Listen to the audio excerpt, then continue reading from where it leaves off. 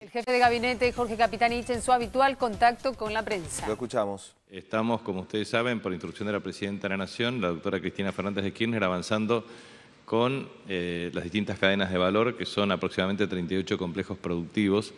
En todas las reuniones con las cadenas de valor, lo que hacemos es precisamente establecer la elaboración de un convenio de partes con el objeto de poner a disposición instrumentos de política económica tendientes a reducir la informalidad laboral, sostener e incrementar los niveles de empleo, promover sustancialmente políticas para la sustitución de importaciones, incrementar el nivel de exportaciones como meta y obviamente generar las condiciones para la administración del comercio con el objeto de potenciar el desarrollo de las economías regionales. Hemos avanzado en una multiplicidad de reuniones, desde la cadena de carnes, es precisamente coordinada con el ministro Casamiquela, hasta peras y manzanas, que es una economía regional muy importante para las provincias patagónicas, principalmente Río Negro y Neuquén. Ayer he estado conversando con el gobernador de la provincia de Misiones, Mauricio Clos, tratando la problemática de yerba mate, té, actividad de carácter forestal. Como ustedes saben, ayer hemos tenido toda el desarrollo del análisis de la cadena textil y también la cadena de marroquinería y cuero. Y a su vez hoy tenemos todo el desarrollo de la cadena cárnica, principalmente porcina y avícola. Los datos son muy importantes, digamos, porque en el caso de la cadena porcina existen 33.000 puestos de trabajo debidamente registrados y ha habido un incremento del 157% de la faena, pasando de 1,8 millones de cabezas a casi 4,7 millones de cabezas. Esto es muy importante porque el consumo per cápita en la República Argentina se ha incrementado un 90% entre el año 2003 y 2013. Y es importante también que la sustitución de importaciones en materia porcina ha sido significativa, porque el déficit en el año 2013 alcanzó a 42 millones de dólares. Por lo tanto, los incentivos para la cadena van a ser precisamente aquellos que tengan que ver con aumentar el stock porcino, incrementar sustancialmente los niveles de producción para sustituir importaciones inicialmente, y a su vez porque, como ustedes saben, dentro de la ingesta alimentaria, la dieta cárnica incluye porcino como un componente adecuado desde el punto de vista del equilibrio dietario.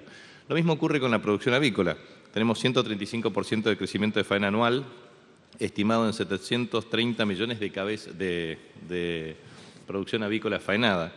Y las exportaciones alcanzaron a 643 millones de dólares. Argentina se ubica en los primeros 6 lugares a nivel mundial y un incremento de 1.500% de las exportaciones entre el año 2013 y 2012 con 362.000 toneladas. Y también un gran incremento del consumo per cápita de carne avícola, 116% en 10 años, de 18,4 kilos a casi 40 kilos. O sea, hemos tenido un incremento del consumo dietario de porcino, casi un 90%, y cerca de un 116% en materia de consumo avícola. O sea que estamos trabajando mucho para eso. Pero vuelvo a insistir en esto porque nosotros lo que planteamos es que llegar a los primeros 15 días del mes de febrero con todas las cadenas perfectamente analizadas, con la estructura de precios, con metas de sustitución de importaciones, con incremento de exportaciones, con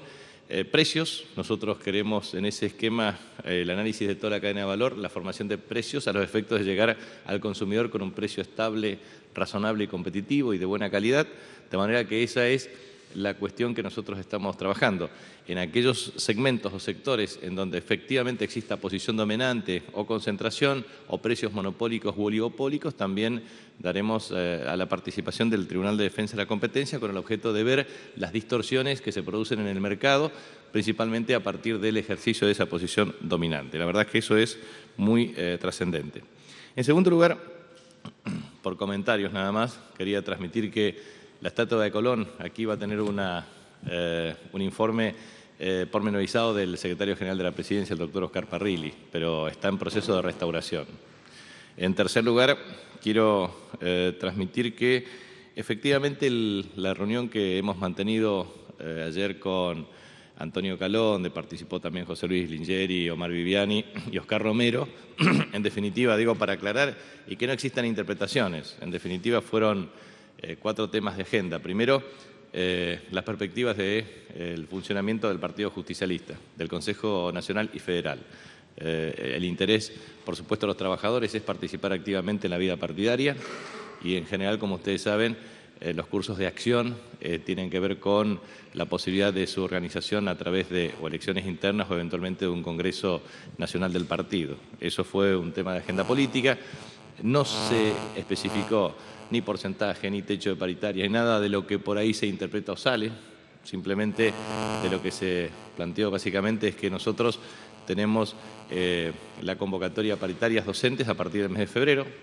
En tercer lugar, lo que quería transmitir es que parte de los temas de agenda tienen que ver con cuestiones atinentes precisamente a fallos de carácter judicial del máximo Tribunal de Justicia de la República Argentina vinculado al tema de la filiación o de la afiliación, mejor dicho, de los trabajadores a sindicatos, el funcionamiento de la obra social de las obras sociales de los sindicales, principalmente para la prestación de servicios. Vuelvo a insistir en materia de actividad partidaria y el horizonte desde el punto de vista del funcionamiento de las mismas. Eso es de lo que se habló, por lo menos de la reunión que yo participé. Cualquier otra interpretación, digo, porque en algunos medios de comunicación surgen respecto a que se planteaban inminentes anuncios respecto a movilidad jubilatoria, asignación universal por hijo, y eso efectivamente no se habló. Digo esto para que quede claro. Y por último, hay una cuestión que tiene que ver con el tema de reservas, que forma parte de una agenda en muchos medios de comunicación. Yo lo que quería transmitir es que darle alguna información que me parece relevante. ¿Saben cuánto era el promedio del volumen de reservas de la República Argentina en la convertibilidad? 21.940 millones de dólares. 21.940 millones de dólares. Vuelvo a insistir, en la convertibilidad, en donde había política monetaria pasiva, donde había convertibilidad del peso al dólar, las reservas del Banco Central de la República Argentina en promedio eran 21.940 millones de dólares. Segundo, las reservas en promedio en este periodo, 36.983 millones de dólares. Casi 43.000 millones de dólares se han utilizado efectivamente para pagar deuda. ¿Y cuáles eran las opciones que tenía el país? Generar imposición financiera del volumen de reservas, porque eso yo se lo quiero explicar a cada argentino que hoy me está escuchando, ahora en estos momentos me está escuchando. Si no hubiésemos pagado deuda, que no contrajo este gobierno, en realidad lo que sería es que hoy tendríamos 73.000 millones de dólares. Escuchen bien, si no hubiésemos pagado deuda no contraída por este gobierno, las reservas hubiesen sido de 73.000 millones de dólares. Pero a su vez, por esas reservas en el mercado internacional, desde el punto de vista financiero, se pagaban 0.25%.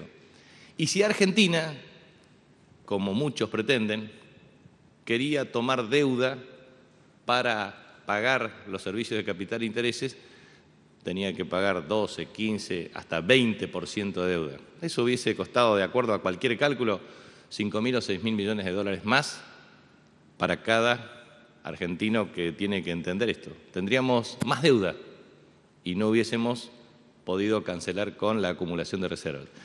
La acumulación de reservas fue una política virtuosa porque la República Argentina lo que hizo es, a través de una decisión estratégica primero de Néstor Kirchner y después de la doctora Cristina Fernández de Kirchner, es generar una política anticíclica a partir de las reservas.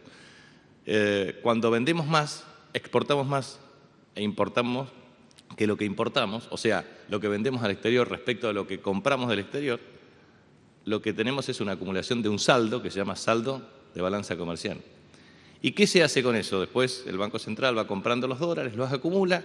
En los periodos de expansión de ese balance, lo que hicimos básicamente, o lo que hizo el país, fue tomar esa acumulación de reservas para que se pudiesen pagar los compromisos contraídos por otros gobiernos.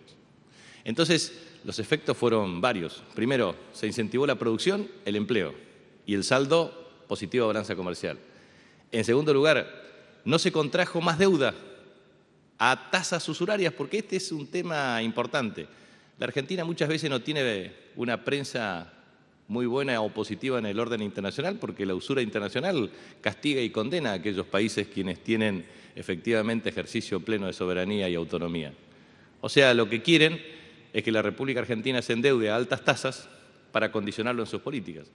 Argentina obviamente ha tenido una política autónoma cancelando anticipadamente la deuda con el Fondo Monetario Internacional. Y yo recuerdo, porque participé como miembro informante en el debate en el Senado, que cuando efectivamente el presidente Néstor Kirchner tomó la decisión de cancelar al contado la deuda con el Fondo Monetario Internacional, la oposición decía que era un acto de irresponsabilidad política, porque nos íbamos a quedar sin reservas. Después las reservas crecieron de un modo sistemático y permanente. Entonces me parece que es bueno pensar que acá hay tres cuestiones que aclarar. Primero, con reservas se han pagado deuda no contraída por este gobierno. Segundo, con reservas se evitó un endeudamiento adicional de la República Argentina y no pagar tasas usurarias.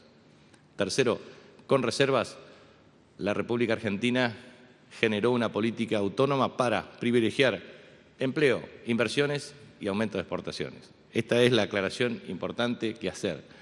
Y por último, porque siempre se da el debate respecto al tema del dólar blue, yo creo que es muy importante recordar que en Argentina existe un mercado libre y único de cambios, el MUL, a través del Banco Central de la República Argentina. Y existen las transacciones que tienen que hacer. Y esto lo digo para cada argentino. Un importador hace el trámite correspondiente y paga su importación con dólares que efectivamente están acumuladas en las reservas del Banco Central. Cuando se producen estos casos, deuda es porque se paga energía. ¿Para qué se paga energía? Precisamente para que la economía funcione, para que la industria pueda producir. Porque si la industria produce, genera empleo para los trabajadores.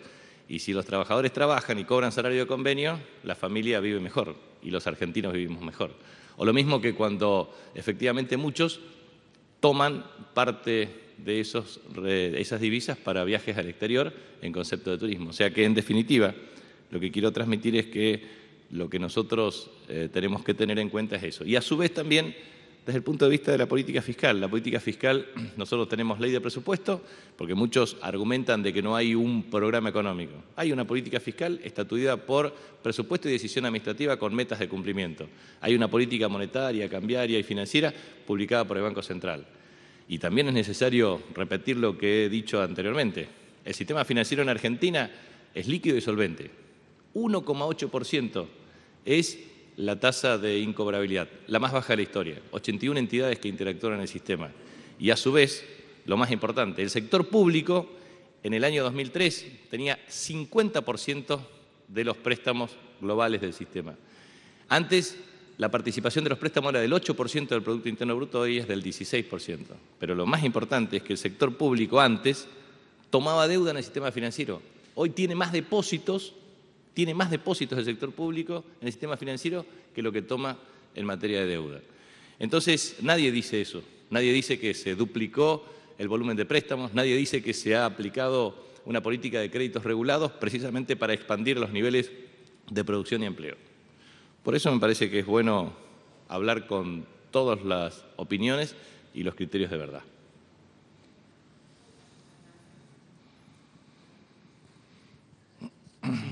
Buen día, ministro. Hernán Mundo, de Radio Nacional. Consultarlo sobre la situación en la provincia de Córdoba. Sabemos que hubo una intervención con efectivos de Gendarmería que fueron enviados a la provincia. ¿Qué información tiene sobre el accionar de estos efectivos, sobre la situación del conflicto? También he sabido que ha sido elogiada la decisión de enviar a los efectivos por parte de la propia provincia de Córdoba. Y también saber qué información tienen de otras provincias, de saber si efectivamente existe alguna posibilidad de otro conflicto a partir de no haber sido zanjada la cuestión salarial.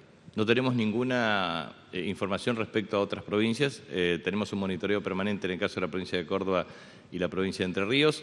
En tercer lugar, efectivamente hubo una acción decidida por la Presidenta de la Nación y el mismo secretario de Seguridad ha estado en la provincia de Córdoba junto al gobernador José Manuel de la Sota. De manera que ha habido una acción coordinada y en este sentido la situación está debidamente resuelta. Buen día, ministro. Eugenio Payet, LU2, Radio Bahía Blanca.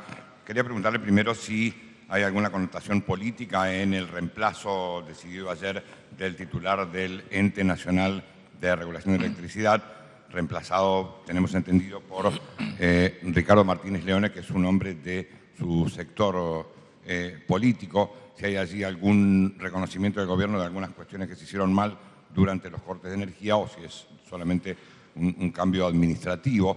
Y si me permite una segunda pregunta, si tiene algo que comentar respecto de la cumbre que se va a realizar en Mar del Plata el lunes, empresarios, dirigentes políticos y sindicalistas, desde donde se le pediría al gobierno ir urgente hacia un acuerdo social. Gracias. Bueno, respecto al tema del ente regulador de electricidad, efectivamente, a través de un decreto de la Presidenta de la Nación, en el marco de la ley vigente, lo que se hizo es la nominación de todos los miembros que forman parte del mismo ente, que son 5 miembros que se ha suscrito el correspondiente decreto por parte de la Presidenta de la Nación.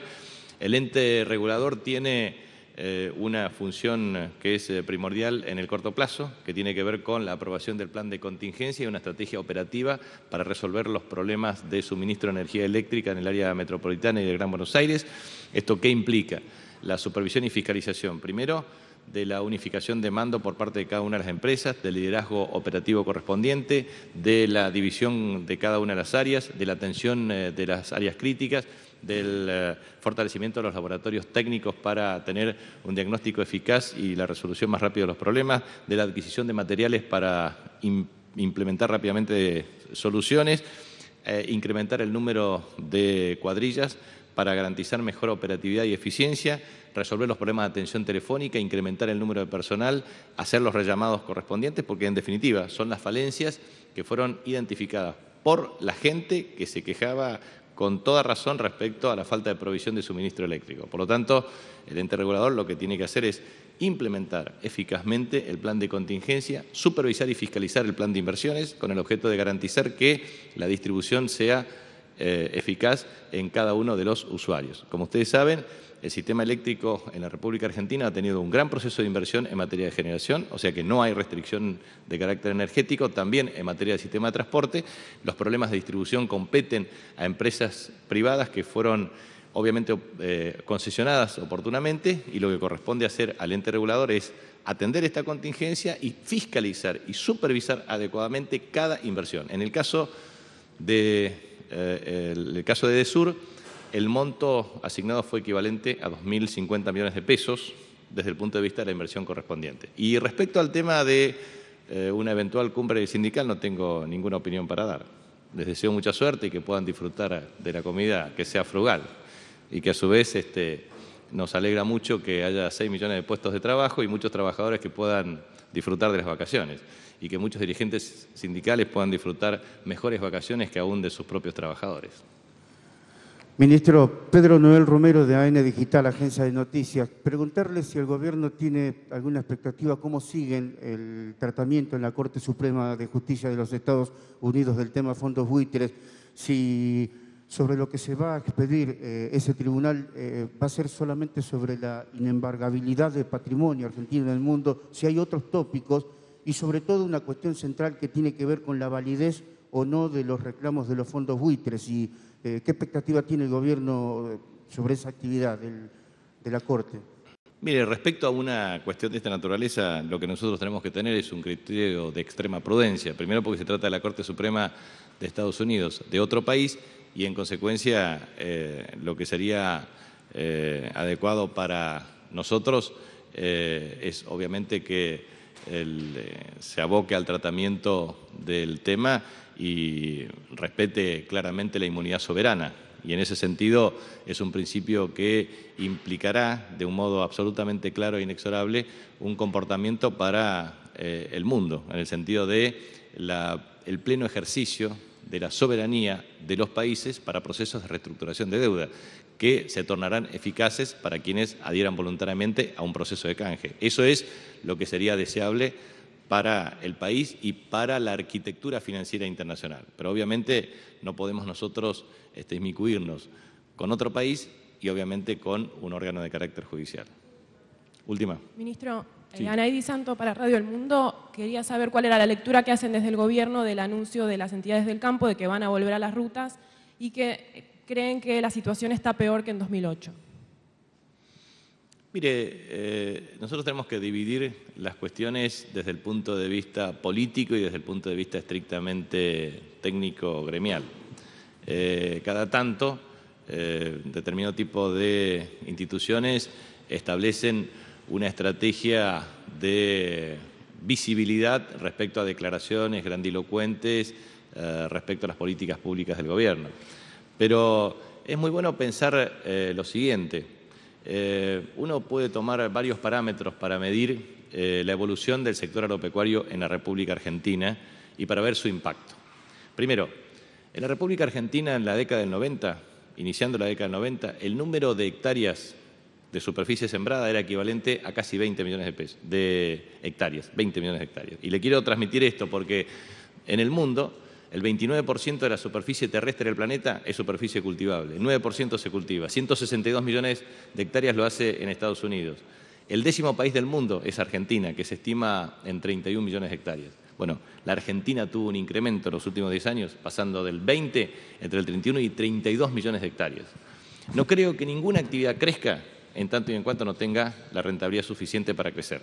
Primera definición. Segunda definición, el valor por hectárea se ha incrementado de una manera extraordinaria. A veces 3, 4, 5 o 6 veces, depende de zonas, áreas geográficas y o cultivos.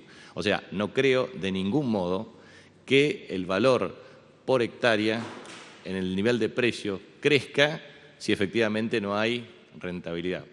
Tercero, el paquete tecnológico incorporado en la producción argentina ha sido muy significativa y eso significa incremento en el número de rendimientos.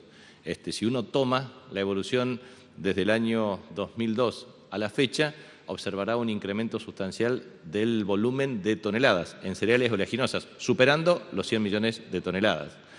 ¿Ustedes se acuerdan que cuando Lucio Reca era secretario de Agricultura de Ricardo Alfonsín, las metas eran 40 millones de toneladas de cereales oleaginosas, allá por 1983, que sería un gran desafío para la Argentina? Bueno, hoy lo estamos superando y es probable, esto depende mucho de tecnología, clima y otras variables, pero naturalmente creo que la Argentina podrá llegar a superar 105 millones de toneladas en esta temporada. Ojalá que así sea, porque eso es muy bueno para todo el complejo agroindustrial argentino, para el empleo, para las exportaciones y obviamente para las inversiones. Y en cuarto lugar, efectivamente los niveles de debate respecto a este tema son múltiples. Por ejemplo, el caso del trigo. El trigo es un componente esencial y aparte es importante que le podamos explicar a la gente para qué se identifican los derechos de exportación, porque ese es uno de los grandes temas de debate. En general, si uno toma los productos agrícolas, hay 39 productos agrícolas con derechos de exportaciones. Los derechos de exportación sirven para disminuir el precio del bien internamente. O sea, uno tiene 100 pesos o $100 de un producto que se vende, si aplica una retención de 20, ese precio es de $80 para el mercado interno. ¿Cuál es el incentivo? El incentivo es que ese bien no se venda en forma primaria al exterior, sino que se procese internamente. Tiene un menor precio para la industria, le genera mayor valor agregado y eso implica aumentar el volumen de exportaciones. Cuando se produce eso, tenemos varios efectos. Por un lado, mejora la recaudación fiscal para el país. Con esa recaudación fiscal se pueden generar inversiones para bajar el costo de energía. Esto favorece a la industria. La industria puede tomar más empleo, producir más valor agregado y exportar a un mejor precio. No es lo mismo vender un grano de trigo que harina, por una razón muy sencilla, independientemente de las cargadas que he tenido respecto al tema de trigo, harina y pan, pero es importante ver cómo se dan los procesos productivos y cuál es el grado de incidencia. Entonces, lo que a mí me parece que es importante es que la República Argentina, todos los argentinos deben saber que cuando se instrumenta un derecho de exportación es para que parte de esa renta excedente se vuelque a un proceso de industrialización acelerada con el objeto de sustituir importaciones, aumentar exportaciones, promover inversiones y empleo. ¿Y por qué repito esto de un modo insistente? Por una razón muy sencilla. ¿Ustedes creen que los argentinos no somos capaces de producir localmente lo que muchas veces importamos? Claro que podemos. Entonces, para eso, ¿qué hay que hacer? Hacer lo que estamos haciendo nosotros por instrucción de la presidenta, estudiar la cadena de valor y generar los incentivos para que se produzca internamente. Producción de buena calidad y a precios competitivos. Por supuesto que muchos economistas liberales están en contra. Yo veo muchas declaraciones del presidente del Banco Central que hoy se hacen eco de problemas de reserva, que cuando estuvieron como presidente tuvieron muy bajos niveles de reservas. Y por supuesto que muchos economistas liberales dicen, ¿para qué vamos a producir en la industria nacional que es de mala calidad? Ese es el concepto que muchos tienen. Pero nosotros creemos en los argentinos, en el trabajo de los argentinos, en la calidad de los industriales argentinos y en los empresarios los argentinos. Aun cuando le decimos a todos los sectores, la administración del comercio y los incentivos para que produzcan localmente no tiene que ir en desmedro del consumidor. Por eso también vamos a utilizar todos los instrumentos necesarios. Creemos en que se puede producir más y mejor y creemos que los consumidores pueden tener bienes de buena calidad más baratos.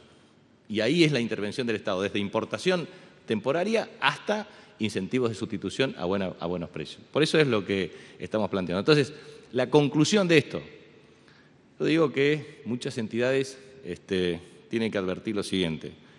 Pedían la apertura de comercialización de trigo, se hizo, se quejaron después.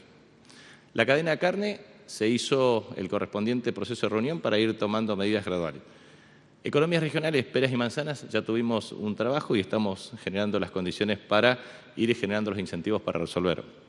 Después el tema de maíz y otras cadenas de valor con la integración correspondiente a los procesos productivos.